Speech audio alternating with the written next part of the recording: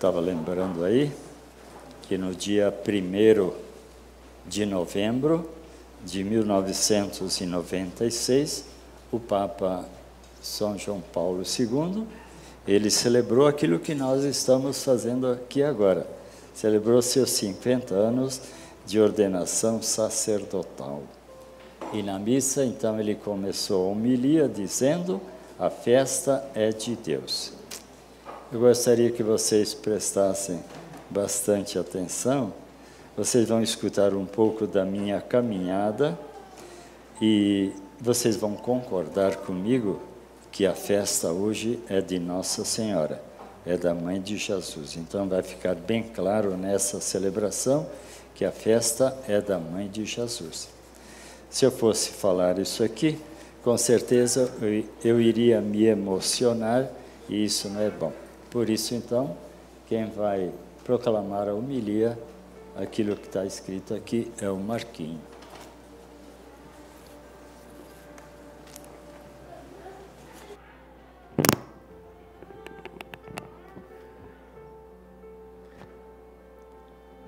Um pouco da minha história. Antes de entrar no seminário, eu trabalhava numa empresa de ônibus. Meu sonho, meu desejo, que já era realidade concreta, era conduzir pessoas de ônibus de Siderópolis para Curitiba, para Criciúma e de Criciúma a Siderópolis.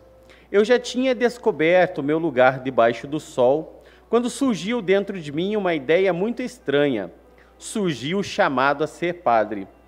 Por 2 anos, entre 1955 e 56, eu lutei contra aquela voz interna, dizendo que eu não queria ser padre, mas eu queria conduzir pessoas de Siderópolis para Criciúma. A luta só parou dentro de mim e eu aceitei o chamado de Jesus quando algo interno me fez entender que o padre conduz pessoas. O fato concreto é que eu não entendia como o padre conduzia pessoas, mas ficou clara a ideia dentro de mim. O padre conduz pessoas mesmo não tendo ônibus. Assim aceitei ir para o seminário.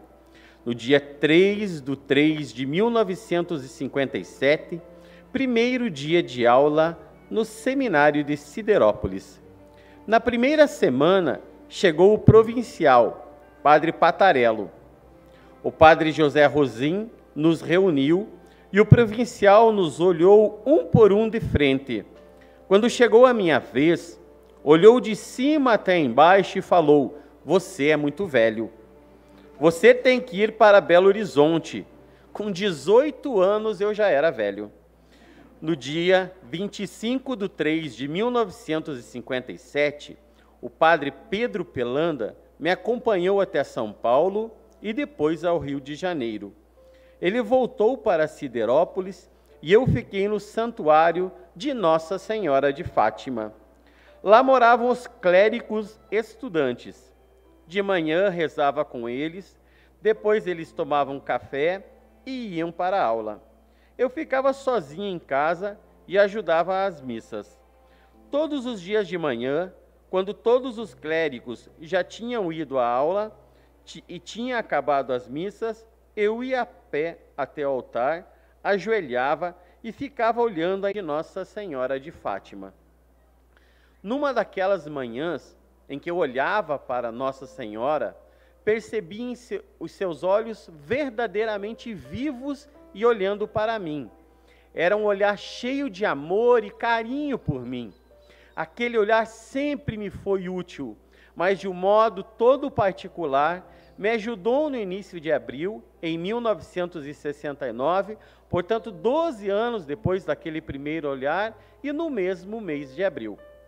No dia 7/4 de 1957, o então clérigo Benedito me levou à rodoviária do Rio de Janeiro e eu fui para Belo Horizonte. Lá cheguei no dia 7/4 de 1957, um domingo à tarde. Na primeira conversa individual com o diretor, padre Giovanni Sassi, ele me perguntou: "Você quer perseverar na vocação?" Falei que sim. Eu tinha deixado o trabalho na empresa de ônibus e queria seguir a vocação. E ele falou: vou te ensinar o segredo da perseverança. Peça todos os dias a Nossa Senhora a graça da perseverança. Logo aprendi aquela oração de consagração a Nossa Senhora e de manhã e no final do dia rezo a consagração e peço a graça da perseverança. Isto acontece todos os dias, e se vou dormir e não pego logo no sono, procuro a causa e logo entendo. Ainda não fiz a consagração a Nossa Senhora e não pedi ainda a graça da perseverança. Faço a consagração, peço a graça da perseverança e logo adormeço. Os anos foram passando. Na filosofia, o formador me mandou embora 3 vezes, mas na hora de pegar as minhas coisas e ir embora, chegava lá em casa o provincial, Padre Antônio Palharo, conversava com o formador e mandava prosseguir. Assim cheguei na teologia. E a teologia foi no Rio de Janeiro, no mosteiro de São Bento, e eu morava em Niterói. Eu achava que estava muito bem na minha caminhada. Morava em Niterói. Haviam 3 casas no Rio de Janeiro: o Santuário Nossa Senhora de Fátima, Gávea e Niterói. No Santuário Nossa Senhora de Fátima, eu já tinha morado entre 1962 e 63, quando fiz o colegial. Eu comecei a teologia morando em Niterói, e haviam 2 padres na casa que não dirigiam. Quando não estava na aula, tinha que estar sempre à disposição para levar os padres para as capelas. Domingo era o dia inteiro a serviço dos padres. Para ir à aula, pegava o ônibus no bairro de São Francisco, onde tínhamos a igreja. Ia até as Bacas, atravessava para o Rio de Janeiro e de lá para o mosteiro de São Bento a pé. Eram 15 minutos. Ida e volta, 3 horas de viagem todos os dias. Isto todo o ano de 1968. Começou o ano escolar de 1969 e sempre aquela atividade, levar os padres para as capelas, e sempre que os padres saíam, eu tinha que levá-los. Um belo dia o formador me chamou e falou: não sei se você vai ser um bom padre. Você pega a sua mala e vai embora. Até amanhã de manhã você vai ter que sair daqui. Naquele tempo eu era pobre. À noite, catei as minhas coisas, pus numa pequena mala. De manhã, levantei como sempre fiz a minha consagração à Nossa Senhora e o pedido da perseverança. Depois pensei, era minha intenção perseverar, mas se cortaram o caminho. Como sempre de manhã, tivemos a missa, onde as pessoas da comunidade participavam. Na hora da comunhão, entrei na fila para comungar. Quando chegou a minha vez de comungar, o padre me falou publicamente: você não faz parte mais da comunidade, você não vai comungar, pode sair da fila. E aquilo me machucou muito por dentro. Depois do café, peguei a mala e saí por dentro da igreja. Lá na frente da igreja, há uma gruta de Nossa Senhora de Lourdes, onde eu gostava de rezar o terço. Olhei para a imagem de Nossa Senhora, chorei bastante e me lembrei de Dom Orione, quando saiu do oratório de Dom Bosco, porque não se sentia chamado a ser salesiano.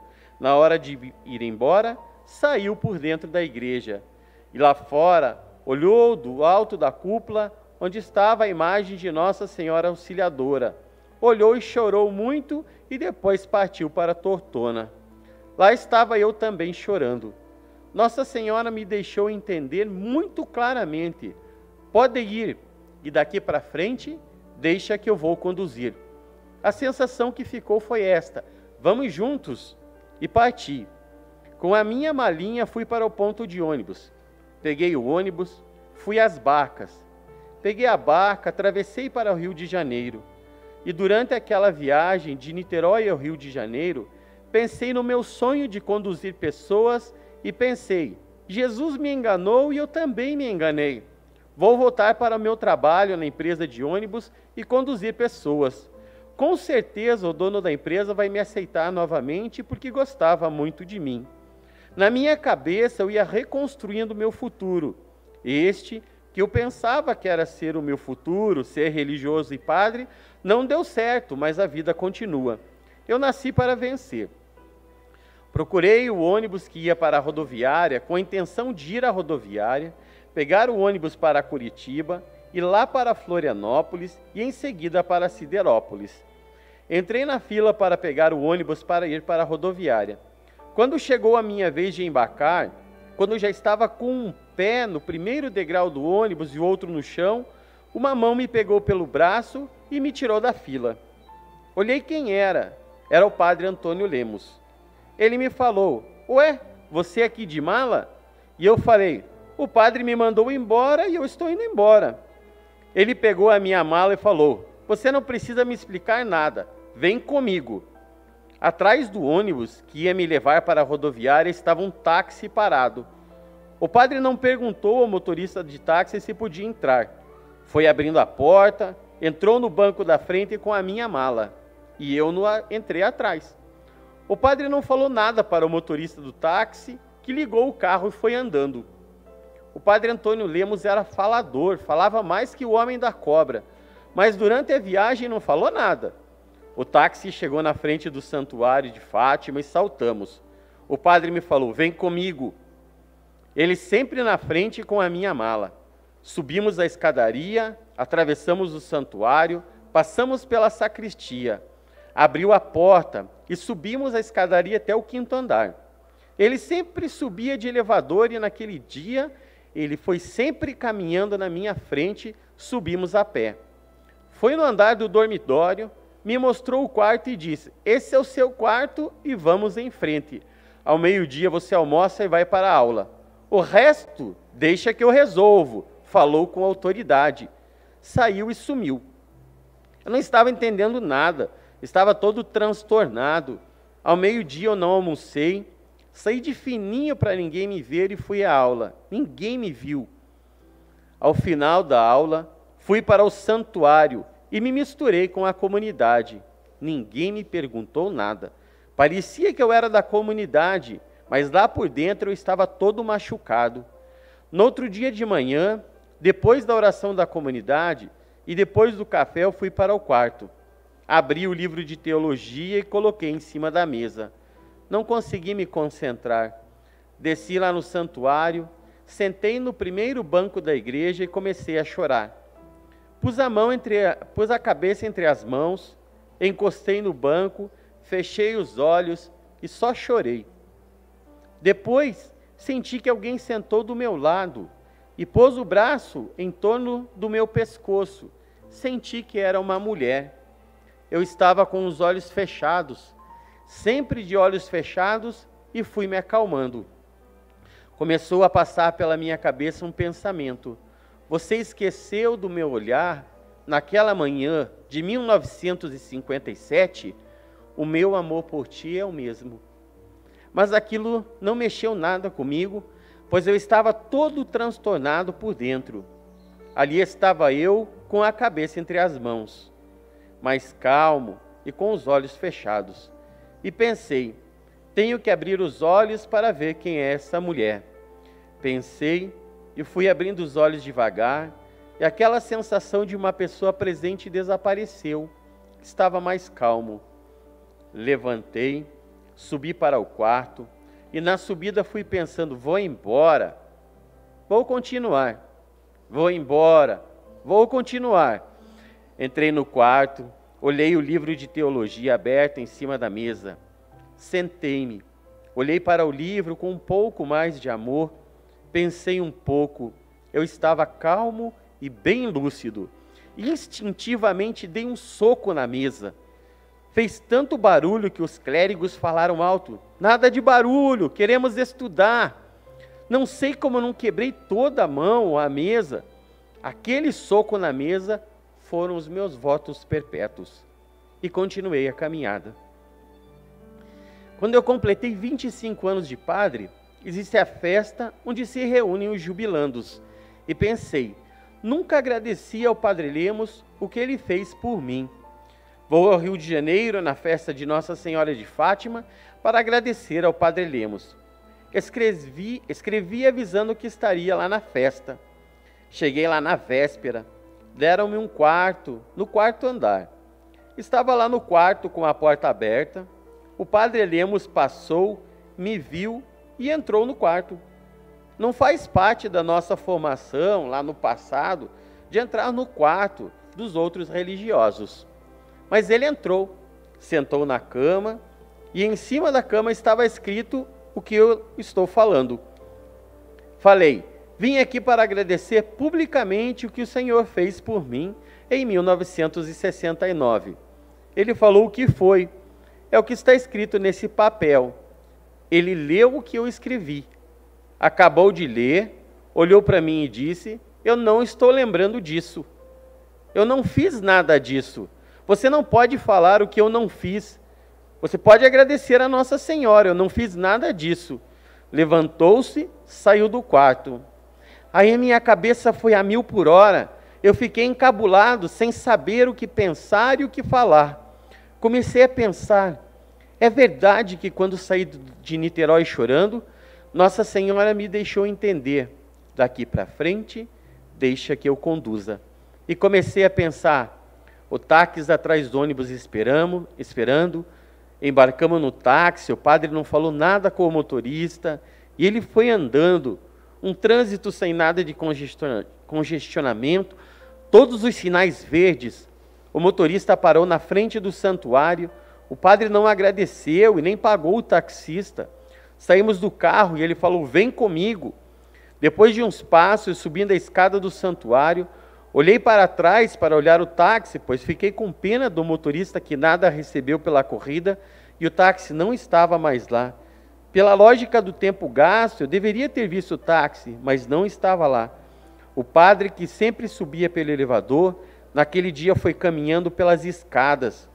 Quando o padre me deixou no quarto e falou: almoça e vai para a aula, e vai em frente, e acrescentou: o resto deixe o que eu resolvo, falou com autoridade e saiu.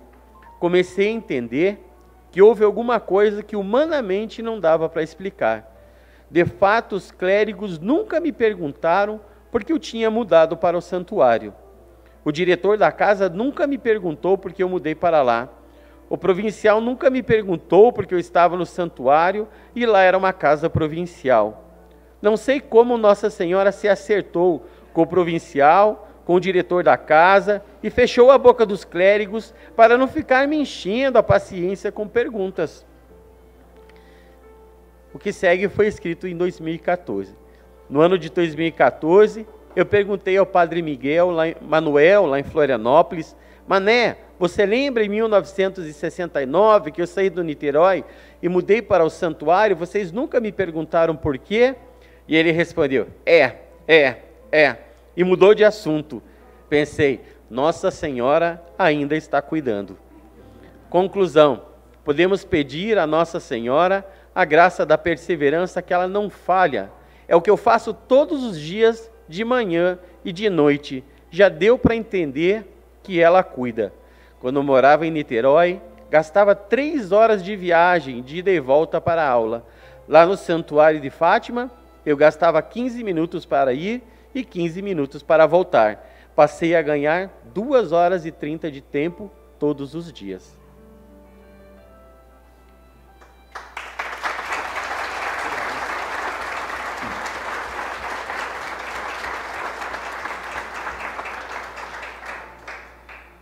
A festa é de Nossa Senhora, né? Então tá bom, então nós vamos mais uma salva de palmas então para Nossa Senhora.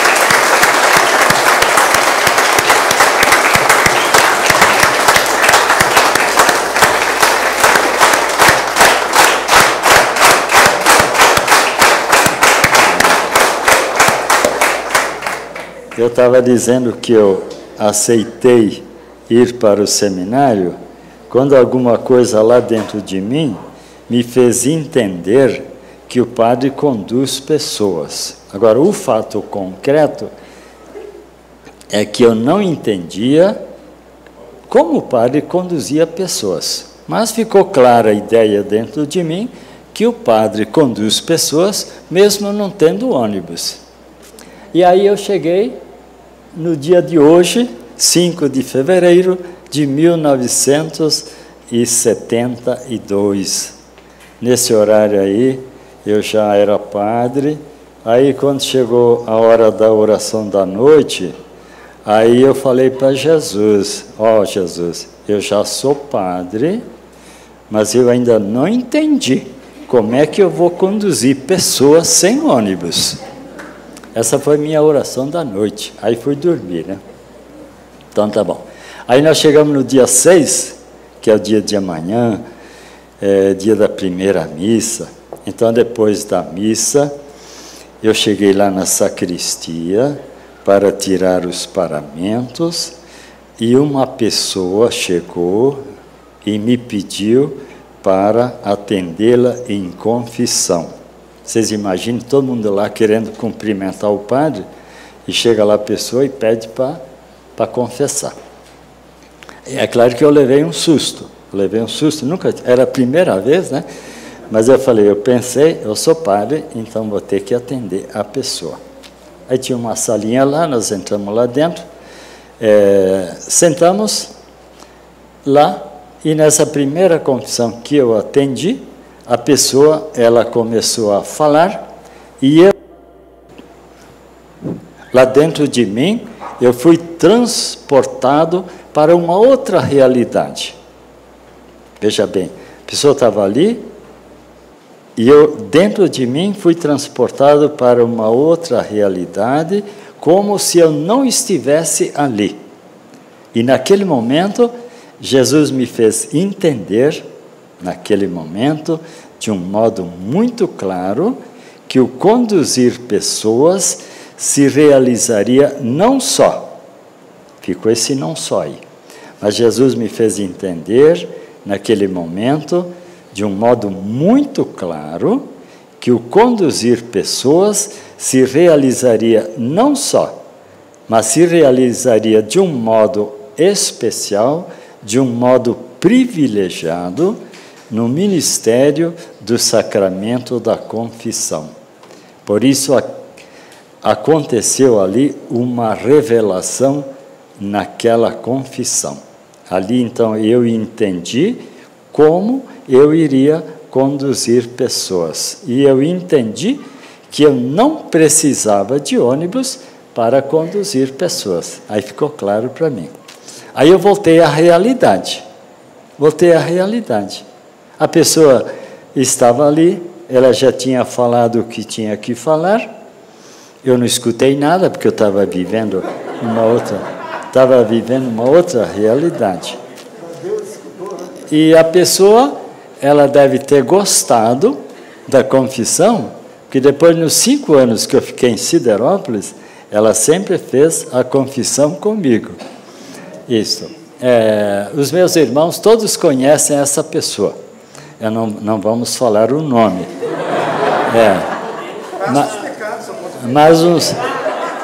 Mas uns 6 ou 7 anos atrás, eu fui lá no cemitério de Siderópolis, eu falei, vamos ver quando é que faleceu essa pessoa abençoada que Jesus me usou, então, para me dar esse ensinamento. Andei todo o cemitério e achei o túmulo lá. A pessoa morreu no dia 25 de setembro de 2009. Não precisa dizer o nome, só isso aí. Então, tá bom. Então, aquela confissão, ela foi uma realização para mim. Aquela confissão me trouxe muita alegria. Vocês imaginem só, um sonho estava se tornando realidade. Eu tinha no coração, eu tinha na mão uma certeza: Jesus não me enganou. Jesus é lindo, né? É lindo. Um salve de palmas para Jesus.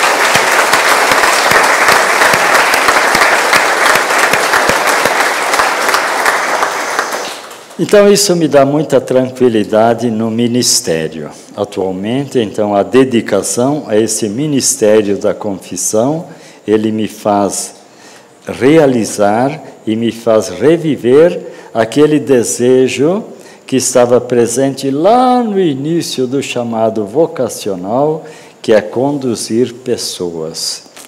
Conclusão, desde o início do meu chamado vocacional, eu sou um vocacionado a trabalhar com o sacramento da confissão. Então, o conduzir pessoas, ele se realizaria não só, mas ele se realizaria de um modo especial, de um modo privilegiado, no ministério do sacramento da confissão. Ficou aquele não só, que eu nunca me preocupei com ele.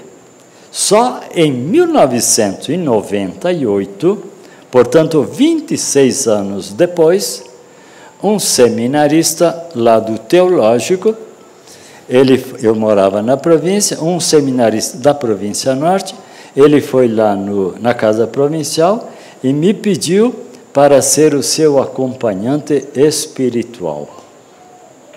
Eu respondi para ele que eu sabia mais ou menos atender confissões, mas como acompanhante espiritual eu não sabia o que fazer. Portanto, não deu para atender o pedido do seminarista.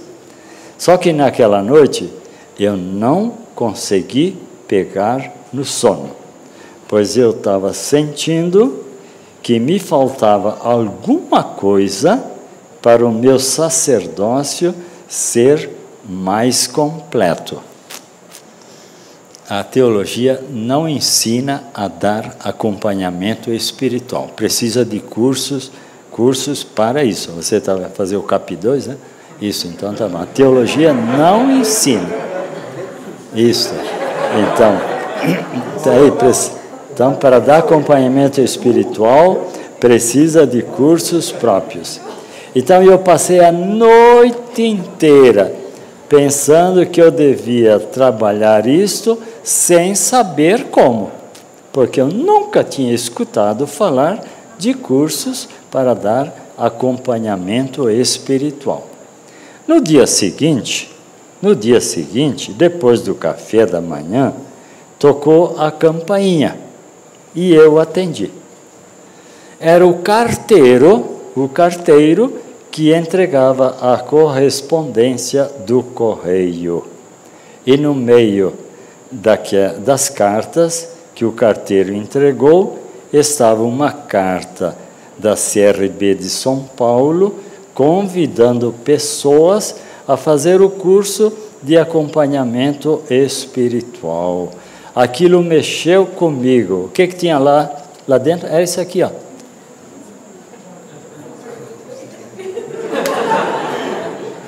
Isso, esse é o papelzinho aqui. Então era esse papelzinho. Então eu falei, aquilo mexeu comigo, né? Então eu falei com o provincial, era o padre Aparecido, que eu estava interessado em fazer o curso, ele me apoiou, me incentivou, me estimulou, e aí eu fiz o curso, que era de 1 ano, em 3 etapas, estava aqui. E foi um curso muito teórico.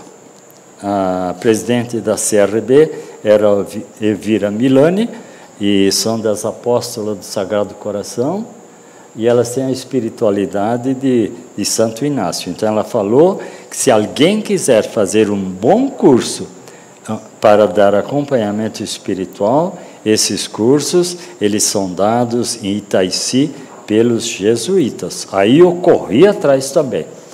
E aí o padre Aparecido apoiou novamente. Então, quando acabou o curso, eles falaram, então tá aí. Eu fiz o curso, como exigem os jesuítas, e comecei a trabalhar, então, com o acompanhamento espiritual.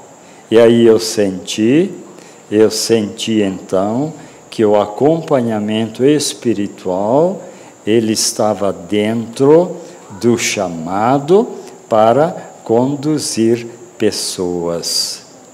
Se o seminarista não tivesse ido lá em casa naquela tarde lá, certamente que isso aqui teria ido para o lixo, né? E aí, então, se completou aquele não só. Conclusão, 26 anos depois de padre, eu descobri que no pacote de conduzir pessoas, além do sacramento da confissão, estava também o ministério do acompanhamento espiritual, que é aquilo que eu faço quase todos os dias. Hoje eu atendi confissão aqui também, né? Entendi, então tá bom. Isso então é o que eu faço, então repito quase todos os dias. Agora,